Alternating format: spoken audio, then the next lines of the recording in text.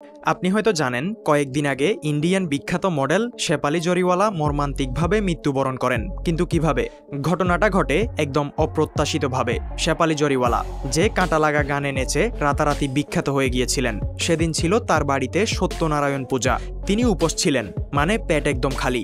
ঠিক দুপুর 12টার দিকে তার নিজের ত্বক ভালো রাখার জন্য একটা অ্যান্টি এজিং ইনজেকশন নেন। নাম হলো গ্লুটাথায়ন। এর সঙ্গে আরেকটা ইনজেকশনও ছিল ভিটামিন সি।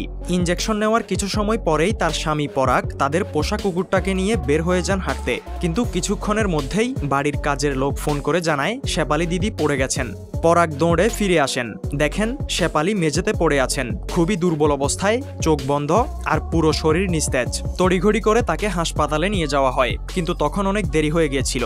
ডাক্তার পরীক্ষা করার পর জানিয়ে দেন তিনি আর নেই। এখন প্রশ্ন উঠছে, এই অ্যান্টি এজিং ইনজেকশনে কি তার মৃত্যুর জন্য দায়ী?